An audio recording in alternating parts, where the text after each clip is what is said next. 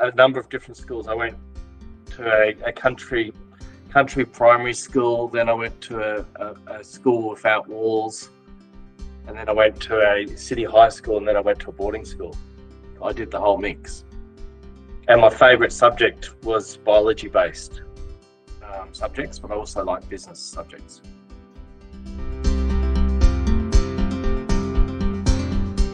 I'm involved in aquaculture. So aquaculture is farming water, and more specifically, I'm involved in mariculture, which is farming the marine ocean. And so we grow mussels and oysters, and potentially in the future seaweed. I've also been involved in farming prawns.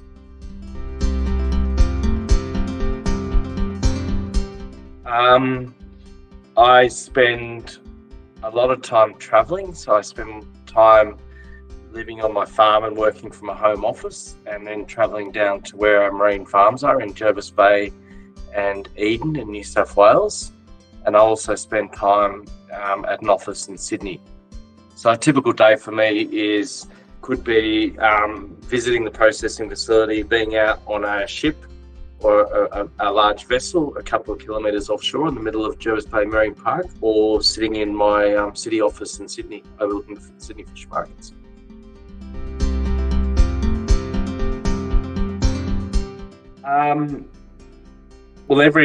It's not just Australian conditions, every condition is different. So having a mussel farm where we are in New South Wales would be slightly different to having a mussel farm in Victoria or South Australia. We need to adapt to different challenges. So for us, on the East Coast, we're more exposed to storms than they are, for example, in South Australia. So we have to set our farms up in ways that are more resilient to large swell.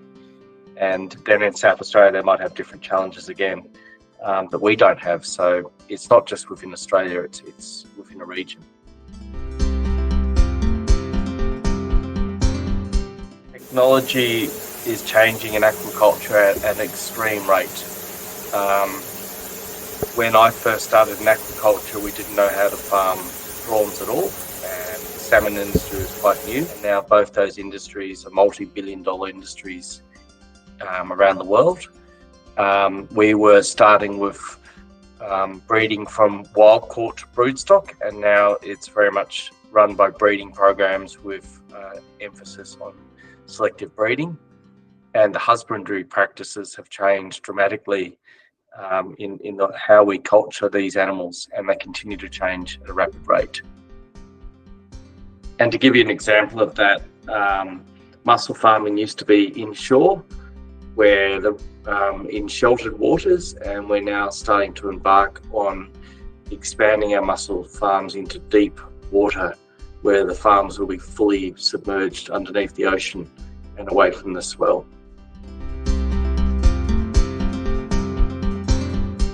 Probably how quickly it is changing.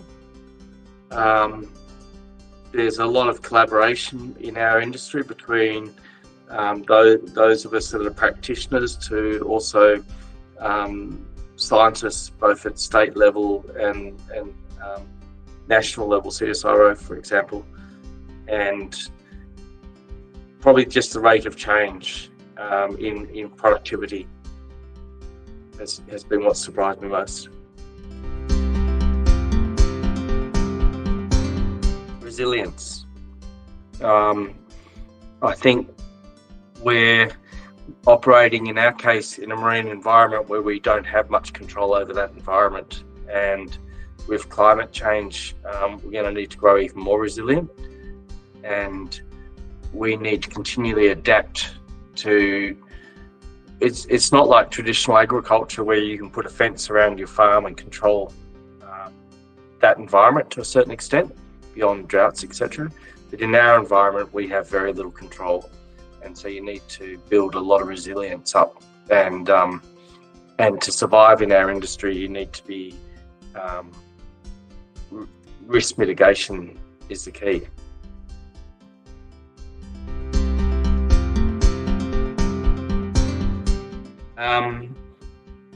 I think work integrity is a huge one.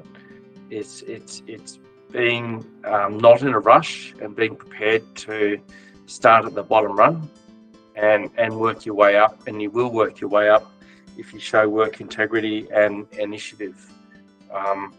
As employers, we're all looking for good people, and we're looking for people that will turn up when they say they're going to turn up. Just do the small things well, but also look to show your own initiative.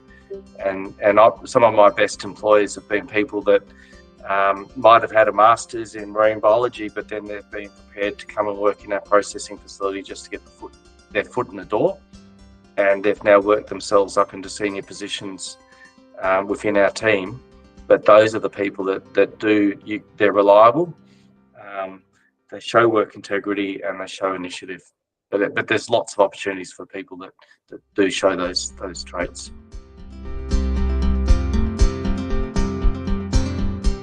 I wear 3 different types of shoes. I wear my work shoe, my sort of business shoes when I'm at meetings in Sydney. I wear a pair of good strong work boots when I'm at processing, and then when I'm out in the vessels, I wear a large pair of gum boots. Keep my feet dry in a wet environment.